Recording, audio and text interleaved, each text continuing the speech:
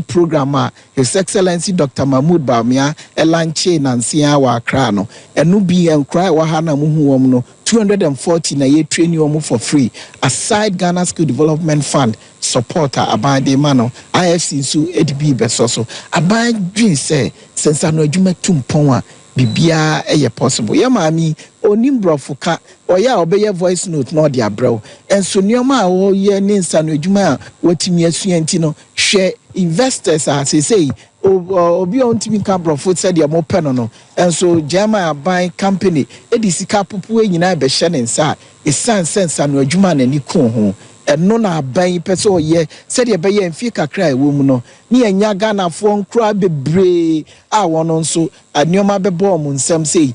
Dr. Fred Chei Asamoah no achi no ena penimpa de ma Unije Limited Mrs. Janet Abobigu ono nso de nsam kakra ema yen sei de bia me ka say technical education is the master key. It's open all doors because technical education so enti e be bo asanteman bebre ena school na ye ba besi no so and also ye Center for Excellence for Adepam enti nya Adepam no nko a e be training HR e be training mechanical engineering e be training IE enti obia wa wie school a wonsu Adepam mpo ubetimi aba onsu Adepam da kra ubetimi aba ana wo pama de kra obeba me training wa wie secondary school wa wie university wa wie poly ubetimi aba enti e de adwuma bebre na beba asantemam ha beyond nso eno nti na onbebo MSc hostel no ya da achu person oba training na free ba bia ubetimi abeda ha me training Ura ire Abobigu Janet ena yetene nkena ne krakra mu kra no Her Royal Highness Lady Julia wono so de nsam kakra etu dwa kire se ewiase ye ba ye de se ye nya ne se ya onipa ya de a osayeye. The sword cutting ceremony of the Unije Amaliboba Center for Excellence, which for me is an important milestone in our journey of addressing the employment deficit that plagues our country. In order to tackle the existing unemployment and poverty levels of our nation,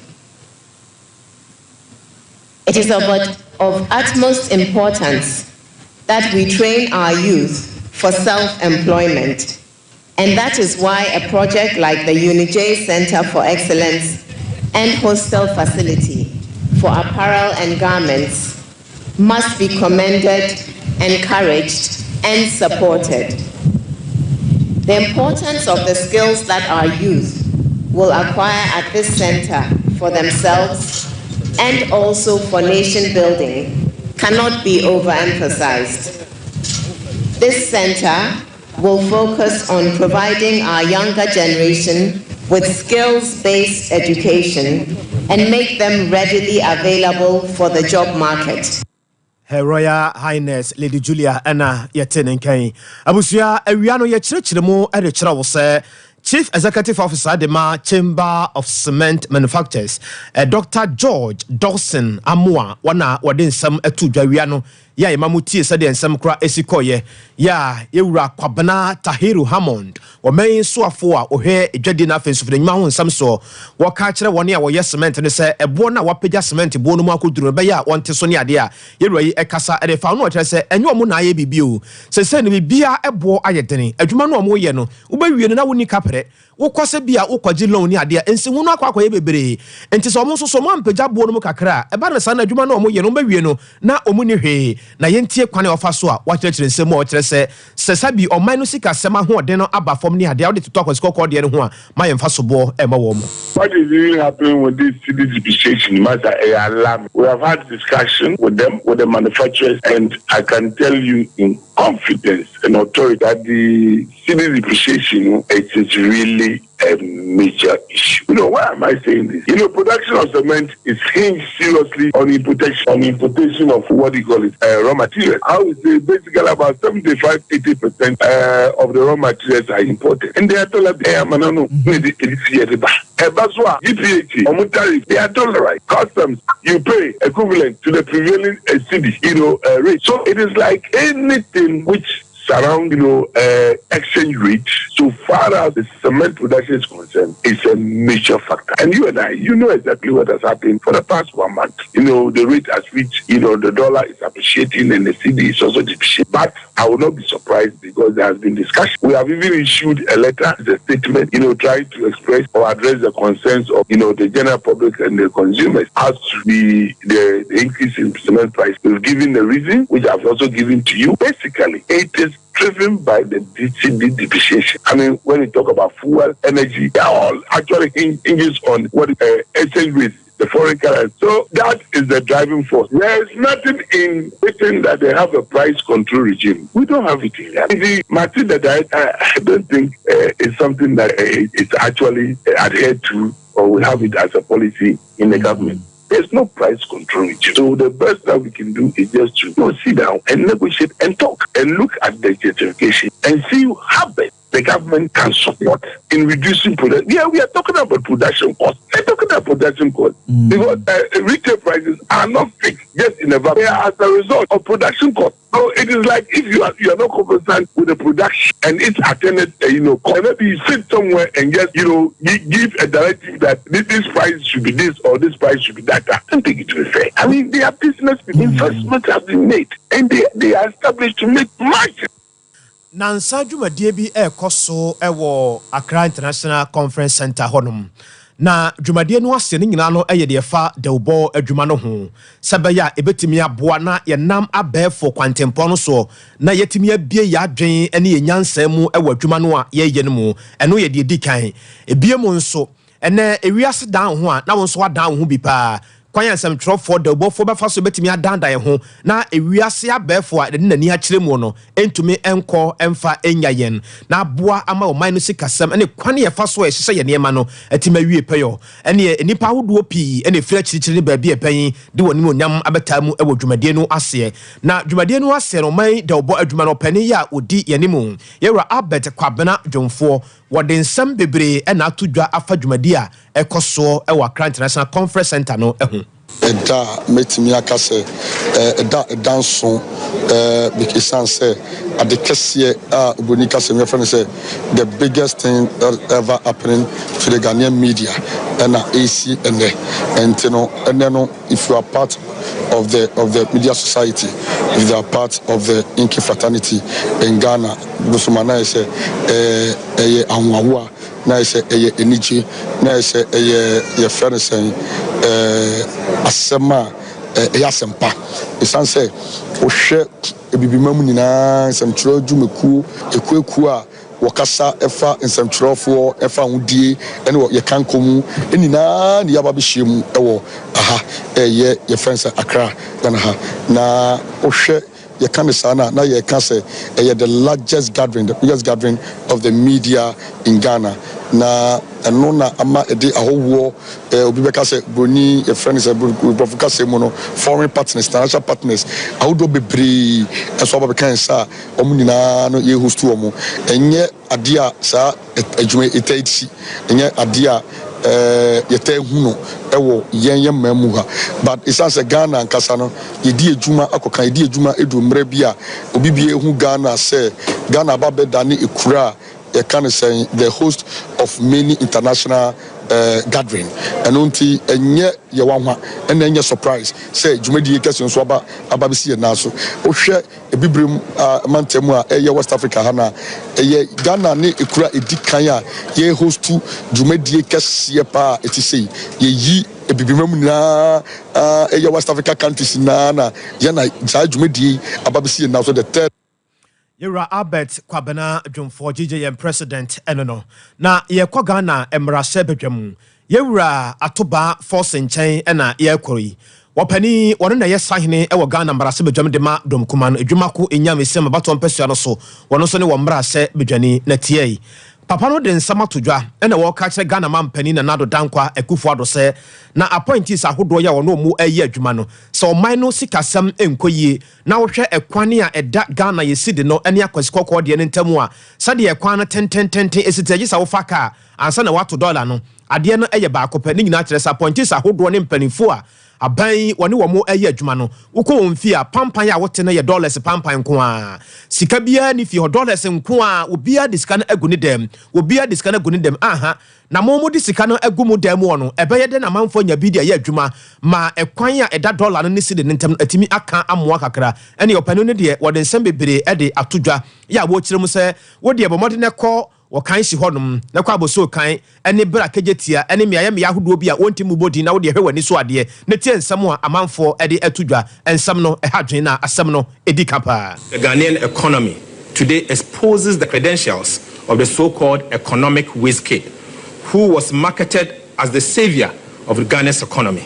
Alhaji Bawumia's credibility is now in tatters, completely tatters. The steep depreciation of the cedi has resulted in an increase in the prices of goods and services as several businesses continue to revise prices upwards. This development would further worsen the plight of the already suffering Ghanaians. We call on President Akufo-Addo to, among others, to one, order his appointees to release the effects that they have touched in their homes to the public so that there will be enough forex in the market. We also call on President Akufo-Addo to adhere to the fiscal consolidation and curtail excessive spending. And we also want the president and his government to address the lingering issues of the cocoa sector.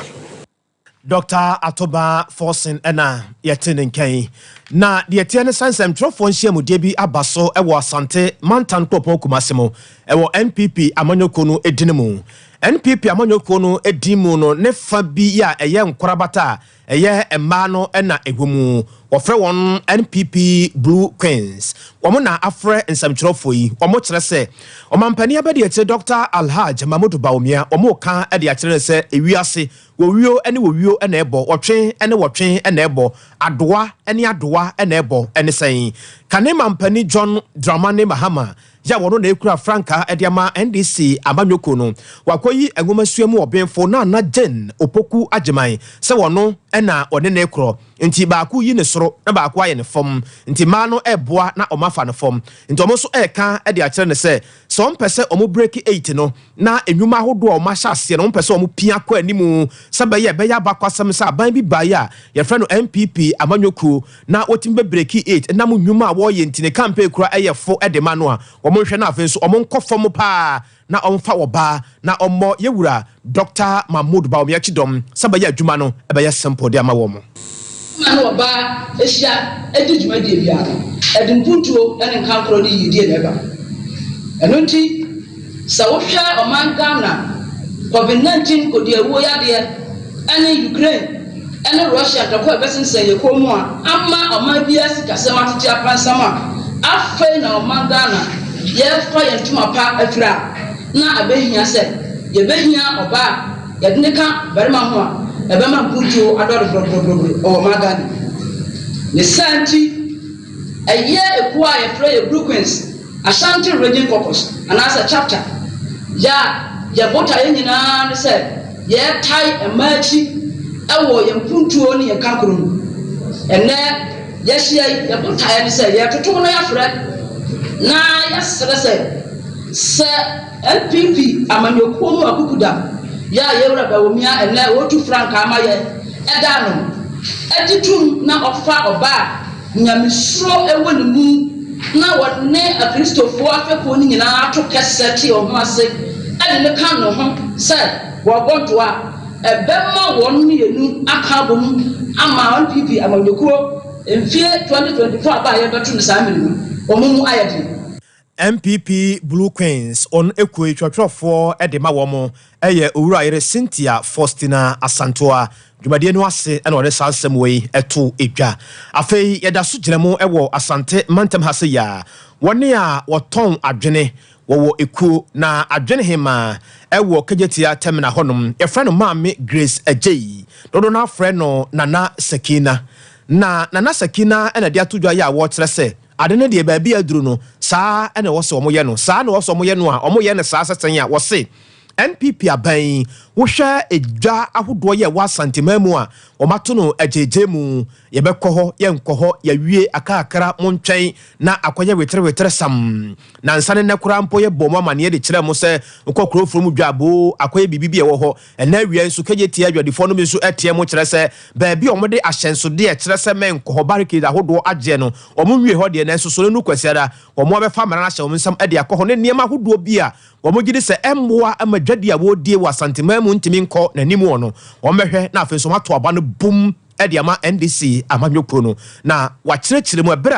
a nwomasuo mu ɔbɛnfo na ana Jane Opoku agyema ɛba asantemaamu a wɔkɔsra ɔmo hwɛ sɛdeɛ adwuma no nneɛma esi kɔ ɛwɔ adwuma no a ɔmo yɛ no mu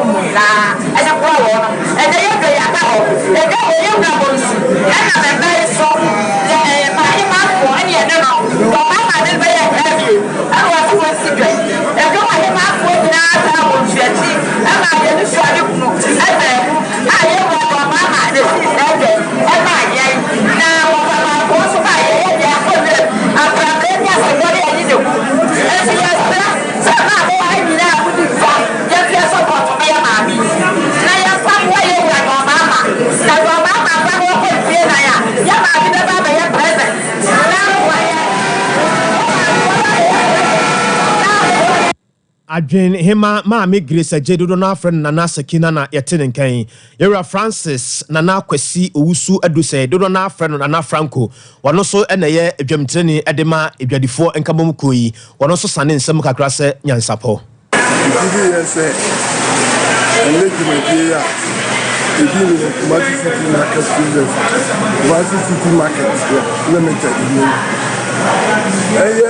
Jumedia, the Nimse, Peppers, Red Day, Beba. Now, any one was saying, and maybe men, and yet, Mamma Jane, now, the TV is say, or the end Jumedia, the Jumedia, something as though my own say, sir, would do her, Jumedia, a year, Roger Mahama. Now in Tatumai, Sakano, National Obaba no other side. In the Alapaya, no my attitude. Let you say, here, such as I had in Oye, don't go by him. Let you see a party, and then the catastrophe and Sadio Island, and he has to. So we are still very good to take. And one to Mama to tell about a weekend, I'll be moving. Nsɛntwerɛfoɔ nhyiamudeɛ bi akɔso ɛwɔ nkramantam no emu na Chief Executive Officer na Ghana Shippers Authority Yewra Bafo Sapon ɛna ɛkasa yi ɛna wɔkyerɛ sɛ nyame adom wɔne a wɔkra nneɛma de firi amanɔne no yɛagye kan akyerɛkyerɛ mu ɛwɔ kaseɛ kwan so ne dabo ahodoɔ mu TV so ne ade akyerɛkyerɛ mu sɛ wɔbi wɔ hɔ no mu a sɛ okuru kra sɛ wɔkɔ amanɔne akɔfa nneɛma de aba wɔ man mu na amanfoɔ abetu sɛ ɔno ana ɛbɛtɔn ne ade a wonya bedu airport pɛ nneɛma no de butumi fu na wagya nneɛma no wɔ hɔ nneɛma ahodoɔ yɛ akyerɛ sɛ wɔsɛ ka nipa no clear no bɛwi akyerɛ na wɔsu sɛ yɛ aban ne de aprosifo di na kyadan ya wakɔgye aban bosen aban so kura ne dua mu a kɛsɛ na adwuma no kora aforo no sɛ wobɔ ne tirim pɔ sɛ wɔbɛkɔ amonɔne anasɛ wɔbɛkra nneɛma de aba ɔman mu na nsɛntwerɛfoɔ nhyiamudeɛ no aseɛ no yɛwura kwasi baafoɔ de atodwa yɛ a wɔkyerɛ sɛ baabi ade no adu no ɔmo ankasa atoato adwen asi adwen pɔ abɔ adwen pɔ ama ɛpɔ no asi sɛ wɔmo ankasa de style bi ba ebetumi ahwɛ aboa wɔmo ma nyame yɛ adom na wunya sika kakra kokra nneɛma de ba ɔman mu a na ebeduru airport ahodo a kwan yɛbɛfa so obetumi akle ya wo ho entumi enkyere wo. The authority has now decided to take a preemptive approach by fully enforcing our legal mandate in addressing challenges of shippers in Ghana and thus providing avenues for identifying anticipated bottlenecks to the movement of trade cargo and ensure steps are taken to prevent them. The authority also intends to proactively engage relevant state agencies like customs with a view of shortening the time for cargo clearance. An example of this engagement will ensure that GRA follows through with the implementation of the results of its time release study, which GRS committed to reduce cargo clearance time by 50%. Eniya etwa edigu ye eye penimpa edema Ghana Shippers Authority kwasi bafo sapon na yetenenkan na Agnes Asamoah Duku ono so do ni kiremu ewo atoye famu ho na wono so enehwe saa edwadie ne eho ensam so wono so etwa to sei. This meeting is therefore intended to provide a platform for you to meet our visionary CEO to discuss some of the challenges you face in your shipping transactions. Perhaps the icing on the cake for this morning's gathering, which I like to mention to tease your appetite before I take my seat, is that as an organization which promotes and protects the interests of importers and exporters, we are going through a revisioning and realigning of processes to enhance our operations. The CEO will take us through this revisioning agenda, which I describe as a novelty and extremely inspiring. Abusia ye ko ye nim won samfo from na ye kanfo de ma wo sanwumre no nsia brem kase ne de ma wo Sompa TV so no Sompa 98.9 FB e wo sunwane Sompa 98.9 FB e wo sunwane Sompa 90.7 FB e wo bono ne po ye FM Sompa 93.1 FM FB e wo Kumasi ye live e wo Facebook wo betima di achi ma wahwe bi ma wo de nsusu ne wadwenche nyina ba ma yetimi aka bom apia e de akọ ye nim afa ye ko ahafo no north abaton pasua no so e wo Mantem Hasi, Wanabo Habib Mohammed, do not friend Alhaji Kitty, Wanona Yamin Kwa, said he was a church and in some editor, Yenua Bema Beneza, Owusu and Sa, Ewa Tepano, and said, Dintroya e koso ye, say a dear semo, oh, one crowd ye, wa crocra ya, one any actually mukra or befie, or qua provoca craya or befia. When we answer cruise to be taken or my chan, no, said it over in this a chan as Hannah dear Debbie. Enya fault na baka im nkofo adwen bone na aba omtrim ampani ampam hu ase kinkire o ma huri asie o say masa wona wo no o pesa wo tere se wontam ha no o pani gidigidi na sa o pani bokoboko kwafom wo yese wo bu nkoto ane biri kiri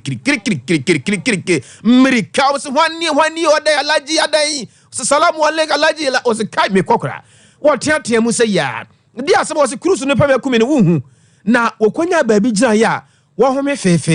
no se he awurade me da wase Allah asedanka odin ma bremo nyame nkwanka gorofo de mitiri eko adane a sika so na ehye me ho pa nyagro na cruise no hwe ya o ma ma so magiska dabi o ma so me wrobo me brim pa na nkombe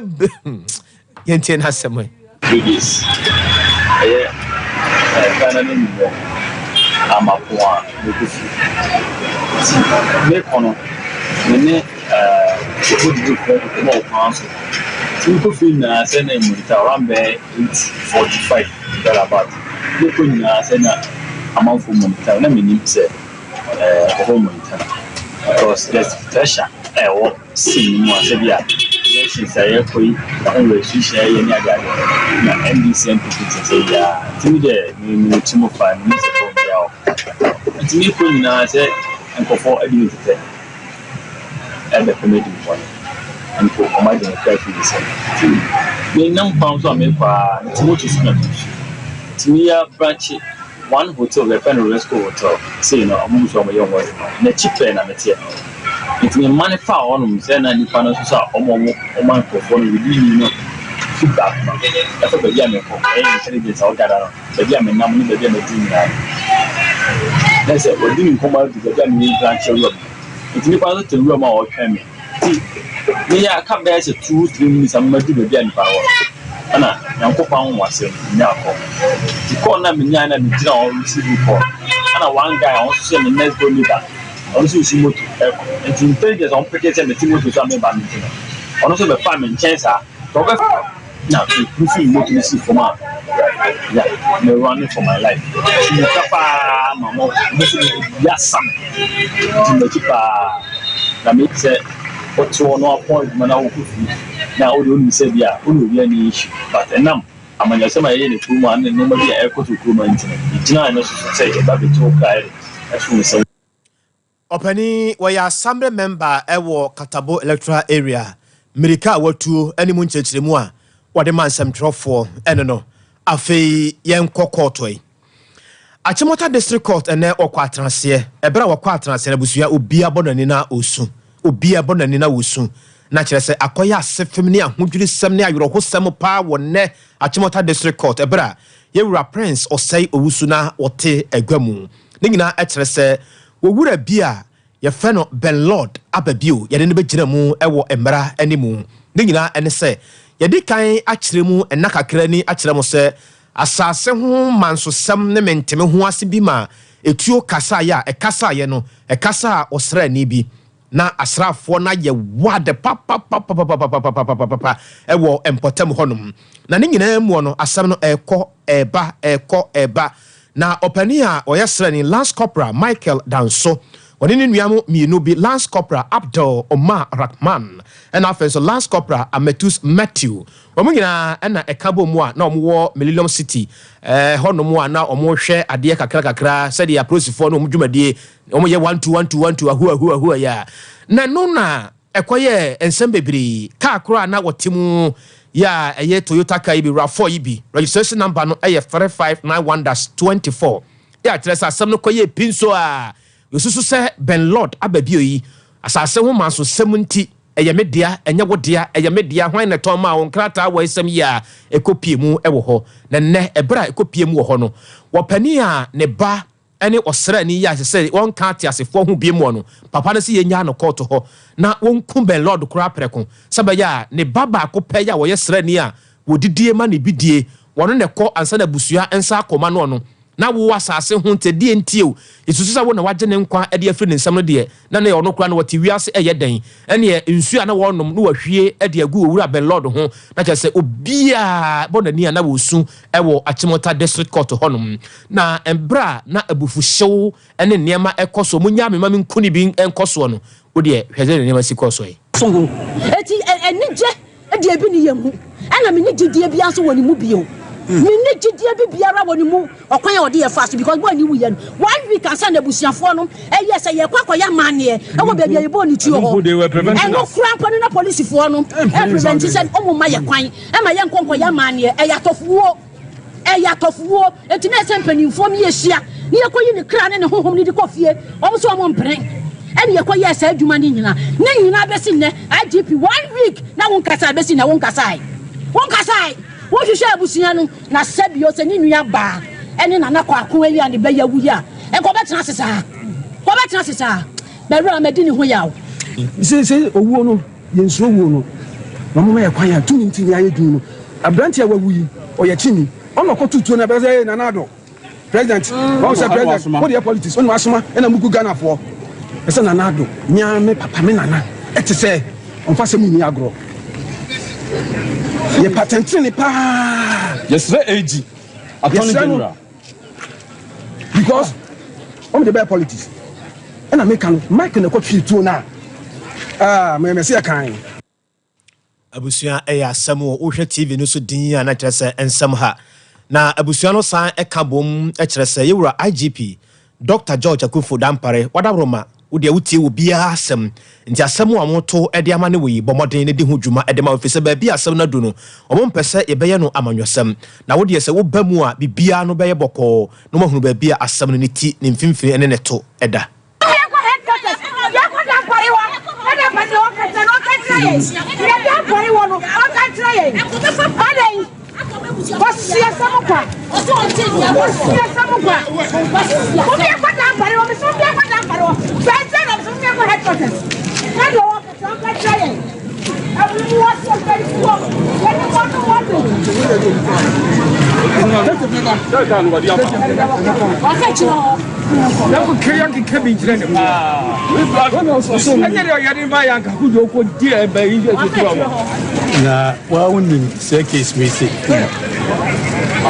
Okua abemu eko police ekoku a military officer a was uniform in front of the police station. The police officers were there. Emma Ukuni Yaya. This is the second time we have a court. And the buyer also know when you're lawyers, because Langas for the open lawyer Ubenya and when you're lawyer a defendant or a pleading for bail. But the judge who said the case near too early, and he was joined to 2 weeks time. Abusia ye kanfo anwumre e de ama wo se bomoden na epemizo ene 5G ni bi akira kwan enom ebeboa wo pa bibia wo ye bia no ebete wanim e wase dwumadie bia wo die bia no mo anyame ya adomo na wotwi mo kware abadintuo dwumadie bia wo yere kra na agya na bia wo pese wo bo hire wase a wo de wo frɛ Dr. Selase a obeje wo so kama ebia be ma no so na oye busuo ni bi na watena wo so ache nenne wo so won wa obie mu a tu hire gu akire frɛ Dr. Selase na onye wo so be bia ton drinks bia no wo so pemizo 5G de yafra ene de yemfra ye 0246 270 221 0246 270 221 what the ya yam team sisia de koko na ehawana fere herbal center wona dura ye friend koko master no what the abadwa so fa ho ne ba bia koko no afifiri se tua hene se fifiri hene se tua hene se akoye sempre wanyen se yesu bubuo ni nyina no obetu ase na ediama Mr. Herbal calling na dane Herbal na afenso apedan ye de no nom so a emfa oyam obetuma nom akwadwuma obetumi anom afoka akoba bia ya opese okoro 0546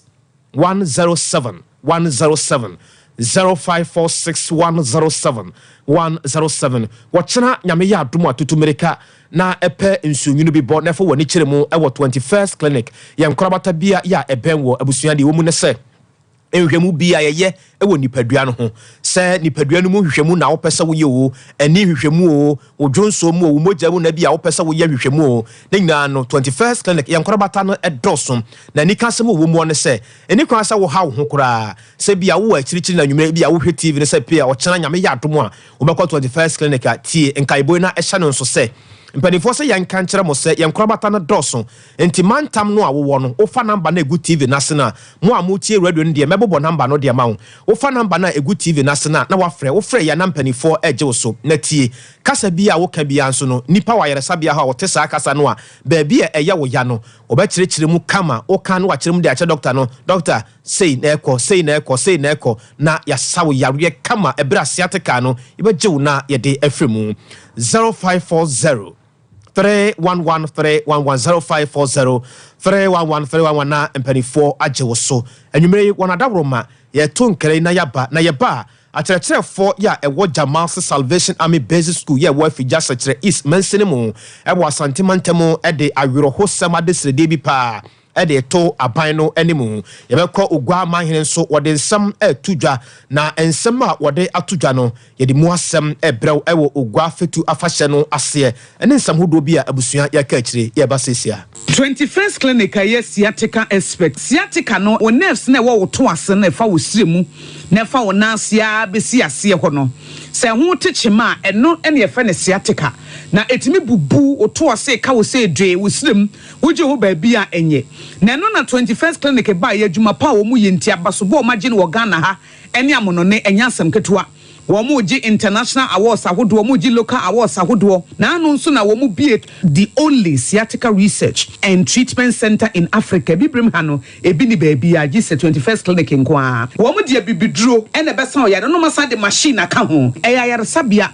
yare bia wutimi de ko ne mama ade ba ko a wo magidi wo mu pa no eye sciatica ena stroke nso de kwa diabetes ne hypertension ne ade Ghana ha ba bia wo mo ho 0540 311 311 0540 311 311 na 21st clinic wo mo ye sciatica expert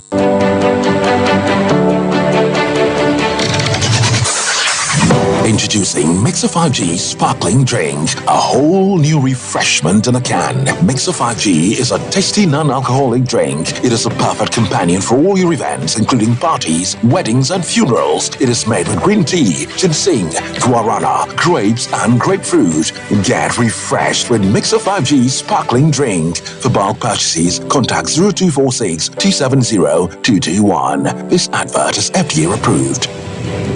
Brakasa ya duabon waso a ne dwumedi wo nipadua biara pom den ene na brabo mu ne hian pa enye brakasa nko nuaban ne haban bi te se ko nsusu a abonwono ne dia akeka ho no kura enwanunu ahodo a ekọ animu yi ankasa brakasa ne sa nuaba yi binom ne akeka bobudi afa abefo kwan so a ye de aye brakasa powder siesi nipadua na abakwa ahodo no ho ban afri mpani yade ne yade ahodo pi ho fa enkodate de ma baako freduane anopa ne enwumre anafa enkodate de ma baako woni nsuhie yeti anopa ne anwumre wobra wadidi awie ubenya prekese powder to Kingswalk Herbal ne Heroes Herbal Accra Okesi Drug Lane Dani Herbal Kumase Mensa Takrade Mose Pharmacy ne Greenlight Pharmacy Sunwane Kashenkari Supermarket Asantoa Herbal ne Bibidro Depot Techiman Sewa Herbal Mampong etufo mfre 0550 19 15-14 prekese powder aduane san yedro FD ahwehwe sankratu emu agiatum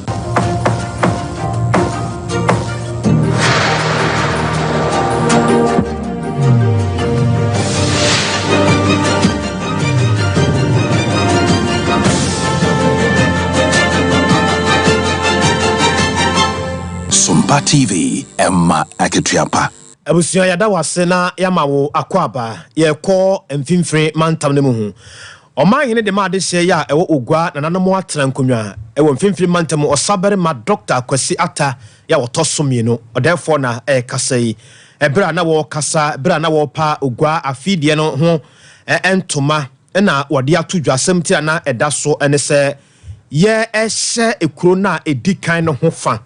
omanfo no na afenso yendaache asemta na eda so no na Dr. Kwasi Ata ya wotosomie no ekere se odi adibi hu yawo pa se NDC ni MPP di ntworo keke omodi ebom ompese omfuntum wiase nyina so omofre se wiase nyina mehwe wo mo wode nsem bebre atodwa politics we're going ahead. You mean what are some to the politicians and then the registration keke Mameti so en kwanza ibi sasikano sayo acharmo wogwe abetsa what actually was in the keke secretary travel eye gidara o say igwe ni na ye instrument now ma ejuma oza shahenson ya ba she zama to the mobokodo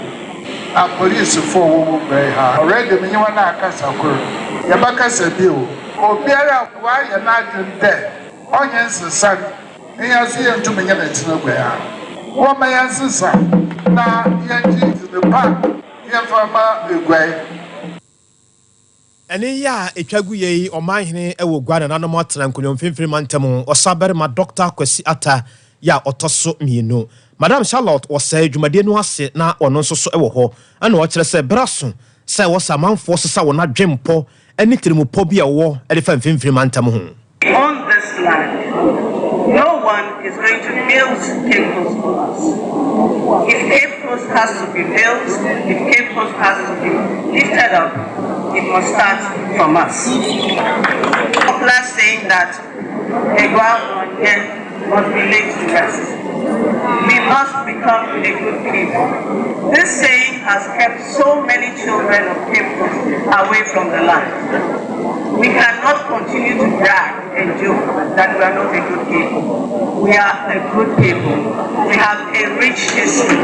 We have too many achievements to call ourselves a bad people. Achirachirafo ne adesuafo a ewo Jamas Salvation Army Basic School ye wo fija sechere is mensenemo ewo Asante Mantem Hase na dia desrede ema aban na afenso mpanifo ene wone a woka bia ewomu ewo enhumasua se nyame anim ne ba bia school no aduru no efi se school no wode asobo fom a wode nete efam enua ho a wo frɛ ne sɛ ɛyɛ school ɛfiri saa berɛ no bɛka saa berɛ yɛ kasa yi ɛnyɛ adeɛ sɛ school no adeɛ bia atumi akɔ school no ho deɛ ɛteɛ no a ɛna ɛteɛ ba ne saa no a na ɛha adekyerɛ ɛne adesua paa na kyerɛkyerɛfoɔ yi ɛkyerɛ sɛ sɛ yɛ na ɛbɛkɔ no deɛ a ɛyɛ adeɛ sɛ nneɛma pii bɛyɛ wɔ si akwan ɛwɔ adwuma no a ɔmo yɛ no mu ebie mu nso ɔmo kyerɛ sɛ baabi ɛnɛ abɛɛfo ɛdi nipa aduru ɛwɔ wiase ɛne adeɛ mu ɔno kwabena mete ha me kasa yi afidie esimanimu a ya ɛyɛ afidie badwenba nyansabo akwa ɛno na ɛkyerɛkyerɛ me sɛ kwabena fa ha pie ha yɛsɛyi ya ɛyɛ computer esimanimu na adesuani no a wɔno no wɔte saa Jamase Salvation Army Basic School no na oka manso a na wɔkɔpɛ akura akyerɛ no woka manso a na wɔkɔpɛ akura akyerɛ no deɛ a ɛneɛ woka manso na school for no nyinaa de bumu pie sɛ ɔmokɔpɛ akura akyerɛ no a na kyerɛ sɛ ɔmokɔyɛ a na sɛ ɔmo ɛbae Madam Elizabeth Entry wɔno na yɛ panimpa yɛ wɔda sukuu ya no tie na werɛ ho sɛm yi ɛna school mpanyinfoɔ PTA executives ɛne heads no mmienu JHS ne primary yɛka yɛn ho bɔɔ mu sɛ school no ahia mmoa bebree ebi te sɛ computer school no any computer baako koraa yɛde bɛsua adeɛ ɛna afei yɛni park so a nkwalaa no ɛbɛdi so agorɔ classroom no nyinaa atutu nti mpanyinfoɔ ɛyɛ adwene sɛ ɛnɛ de yɛmfa nsi hɔ na yɛnsrɛsrɛ ankorankorɔ na yɛmmra na ɔmmra ɛmɛboa yɛ nti ɛnɛ yɛde dwumadie no ɛhyehyɛ so a ɛrekɔ so ebinom te ebinom nso ante nti ɛnɛ de yɛsrɛ all students ɔmo a wɔwɔ akwantuom ɛne fie nyinaa wɔ a wɔte na wɔ a wɔante nyinaa sɛ mommra na mommɛboa yɛ sɛ abusua panimpa ya wɔda Jamase Salvation Army Basic School ano yɛ wɔ afigya sɛkyerɛ East Mansini mu ɛwɔ Asante Mantam Madam Elizabeth Entry ɛne yɛte ne nka no akyi PTA chairman Ewura Tapoko nso etwa ne tɔse na ehuna computers different ICT ebisɛ abɛɛfo kɔnso a yɛn nyinaa yɛn nom ebi sɛ school bia ɛnya computer abɛnti yɛn nyinaa pɛsɛ abɛnti ɛnya computer ɛdi ase na kampani afei ewu yɛ sɛ school saa ti di akɛse no nyinaa ɛyɛ library sɛ wokɔ school saa ɔkɔkɔ ware nom ne yɛkeka ho a ne tumi bɛgu maako ɛyɛ library ɛdi kɛtɛ school bia gyidi a ɛyɛ library ɛdi yɛ class mu sɛ yɛnya library wɔ ha school wɔ yi ɛbɛtumi pɔn ama daakye akademifɛ future leaders wɔn nso atumi adeboa kuro ɛne ɔman. Ewura Tapoku ɛna yɛte ne nka wɔ PTA chairman na region hyɛ so electoral area assembly member honorable Abraham Boadi ɔbɔ no mmara ne wɔ poma na wɔkyerɛ sɛ ebi wɔ hɔ nom a woda dan mu a abɔtan sɛ nwaa adan ya na nado danko akufo na etwa mu no ɛde ade a ɔkɔ commission deɛ ya ebi yɛ hɔ nom a dwumadie ketewa bi na watu ka afiri nkramantam no ho na wa commission wɔde asɔbɔ fam na wɔ commission bi na wɔkyerɛ sɛ enti edwa hodoɔ yɛ wɔ Kumase empɔ ne mpɔtam a adwadifoɔ esu bebrebe enti wɔnte ɛna no pɛ ade kyɛ bi adwumadie no so ɔpani na deɛ waheham aka nsɛm a wode tie ne nsɛm yi good politician na wo dwe ɔman ho na ye vote ampa na mo pɛ sɛ break it me kwa